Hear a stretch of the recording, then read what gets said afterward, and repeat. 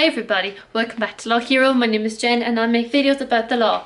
I've made numerous videos about how to sit exams, about strategy and all that, but I think it's actually high time that I reiterate it all once again, because I've just come through the process of examining a lot of people's recheck papers. So I've seen a lot of people who failed. We're talking below 50%, usually between the range of 35 to 45%, because those people between 45 and 50, they usually get bumped up. We'll say if they're 47, they're kind of on the cusp. They can usually fish about for a few marks. Now, not always, but it is worth a recheck if you're around 47. But no, I'm talking about the people who studied their asses off but still failed. So if you are one of those people and you've come here good, if you haven't sat any professional exams yet, even better, because I'm going to tell you all about the bad habits to avoid from the off. There's lots of information out there about what to study for professional exams, so the substantive content or the syllabus. That's not what we're interested in today. Today is about strategy. And I would like to consider myself as a keen strategist, having read many books on war strategy. My favorite book, obviously, is The Art of War by Sun Tzu. And I think to have a strategy when you do exams is the first thing. So, like, don't put the cart before the horse. Don't get all your materials, study them and go, oh wait, I have no strategy. Start with strategy first, and obviously you've come to the right place if you want a strategy buddy or mentor. I'm here for you. So if you haven't already done so, watch all my playlists, because in all of those videos there is nuggets of information around strategy which relate to the specific topic. But today is a comprehensive guide, and we're going to use the FE1s simply because that's where the most advice comes around exam reports. But what I am seeing equally applies to the bar exam and the QLTT, and indeed PPC1, PPC2, or if you go on to do any diploma at the Law Society, it all is the same. Even if you are, I'm not going to say undergraduate exams, I'm not going to say that, because they're academic, they're not professional. So if you're at undergraduate stage and you've come here for undergraduate advice, this video isn't the one for you, because you're not got onto your professional side. I will say though, if you're an undergraduate student in Ireland and you have sat, we'll say, contract law or company law, and now you have your exemption to sit the FE1 because you've just done it in undergraduate, this is also for you. So I'm not excluding undergraduate students. I'm only saying, come with me if you are about to do the FE1 and you're coming from an undergraduate background during first and second year, because you're going to get a rude awakening. Even though you've just done contract law and you've probably got a first class honours, that does not mean you're going to get a pass. It's a very good indication that you're going to get a pass in the FE1, but it's not necessarily guaranteed, because professional exams are all about strategy. And that makes sense, because when you have a client in front of you, you are obliged to provide for them a strategy, which is called legal advice. So if you take it, legal advice, we all have the legal bit, we all went to university, we all studied it, but it's the advice. That's where the professionalism comes around, and that's where the standard of professionalism comes around. Usually, professional negligence is a higher standard than negligence. We all know that from tort law. If you don't, you're screwed. And the level of professionalism required means you give advice, you take a view. I've heard so many people, even lay people, say the solicitor wouldn't take a view, and that is negligent. The solicitor has to advise you. That's what you're paying for. And so if you don't advise in the exam, if you just state the law and don't advise, you're going to fail, and that's what happens. So now let's get into some more concrete examples of where this comes up. So obviously the first area of strategy is that you know the timing in the exam and you know how many questions you have to answer. That seems rather obvious, but some people write too much. They don't do the last question and then they fail, which is a complete waste of time. Why would you pay for an exam if you know already you're going to fail? Why would you even sit it? You have to answer all the questions. I'm not going to labor that point. The second thing is when you are just flat out wrong. So I always say that there is no right answers in law, but there are wrong answers. So that means, for example, and I'll give you an example. I'm trying to think of some of the exam reports I read where some people were just wrong. Oh yeah, so in November, yeah, it was November 2020. It was question 1 on the contract law FE1 paper. And in that exam, the first question was around a magazine. I think, sorry, no, it was an autograph that the seller was selling on an online forum, and the seller believed the autograph was legit. So lots of people went and debated whether there was a contract and whether it was invitation to treat. That is flat out wrong in that instance, because it's not flat out wrong, but it has no relevance on the question. And the reason is because the signature not being legitimate is a term of the contract. There is a contract there because there has been offer acceptance consideration. You don't even need to consider it because it's already been done.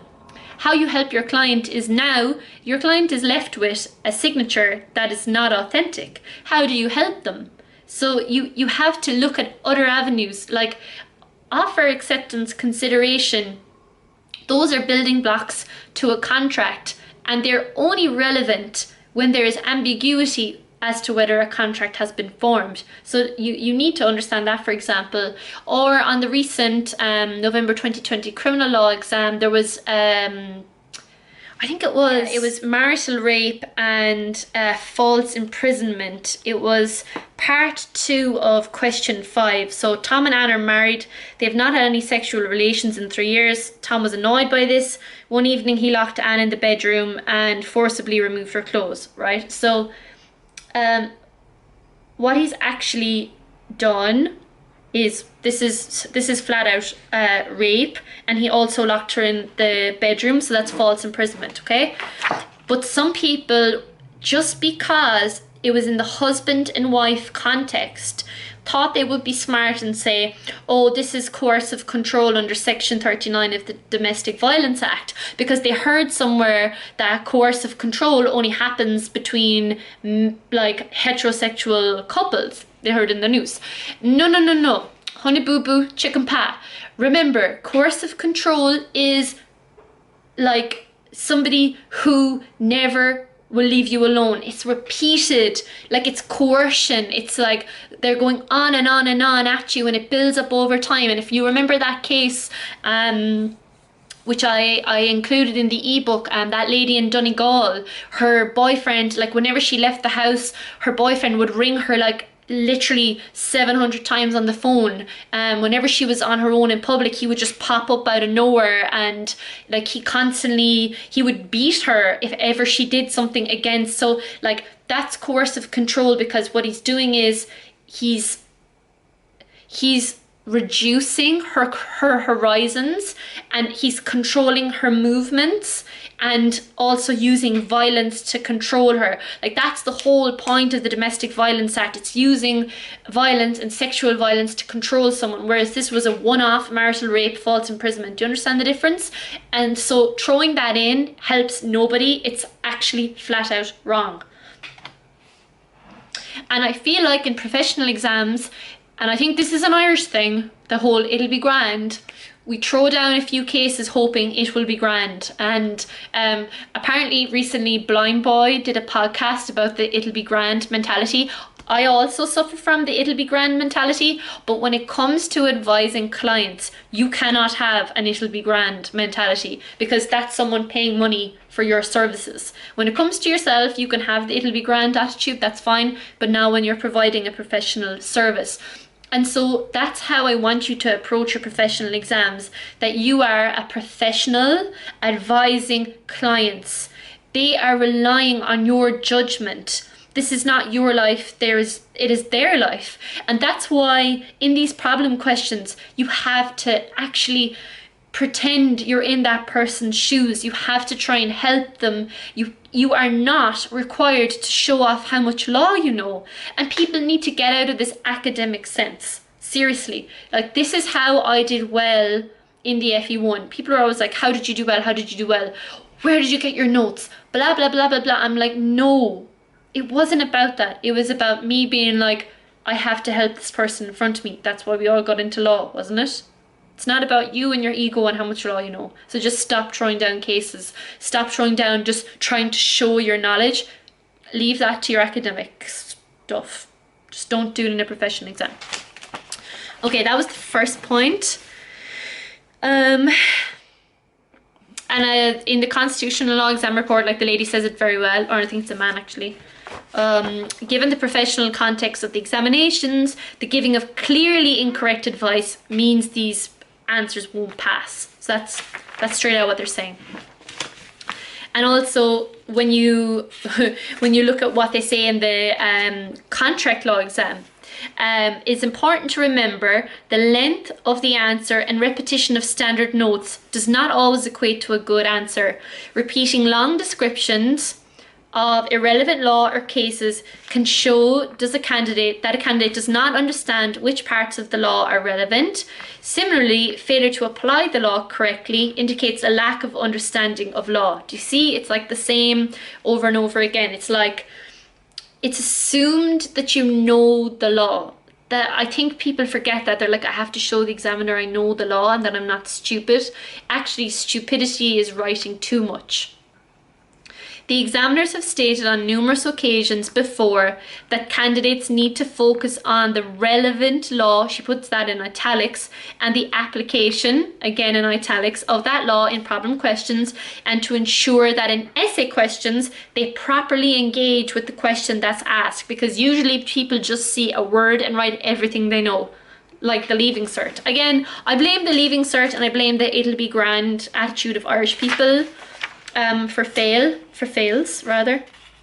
Weak answers also tended to recite lengthy passages of law and details of cases but fail to apply to the facts. You're not in an academic exam here. Okay? That's basically what she's saying.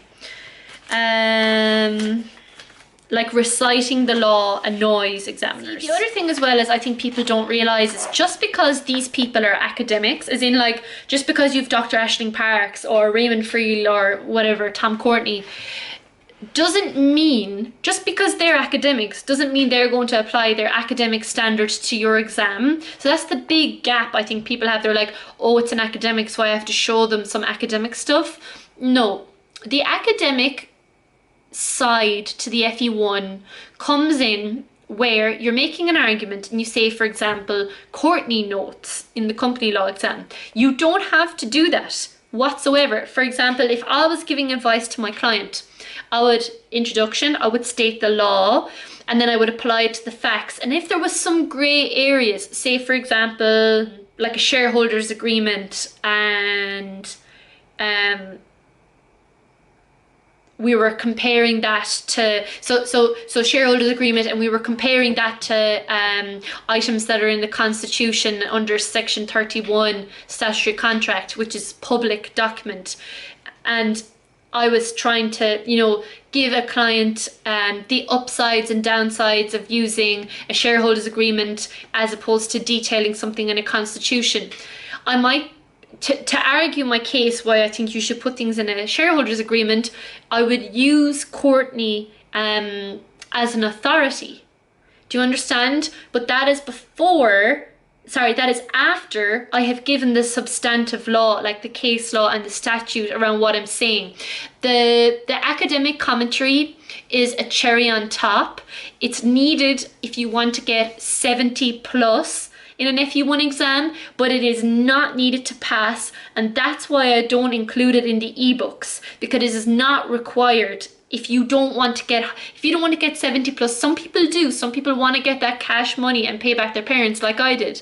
But if you just want to pass and if you're under time pressure, my ebooks don't have academic commentary because it is not required to advise clients. It is not.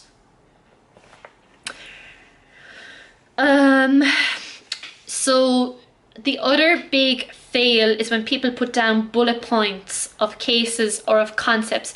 Do not do that. Your client doesn't know what you're on about when you put down bullet points or cases. Again, this comes back to the old adage, you're not showing them you know the law, you're showing them you know how to apply the law. If you put down bullet points, you're not applying the law. The use of case law is vital to support your points. That's why you need to be able to remember case law.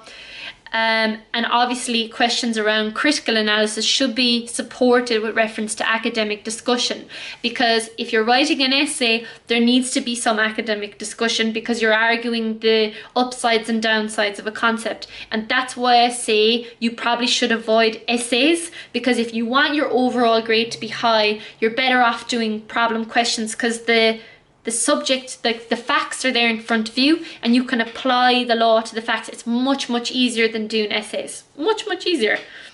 Unless you have some academic stuff that you want to show. Okay. And then 2 more points.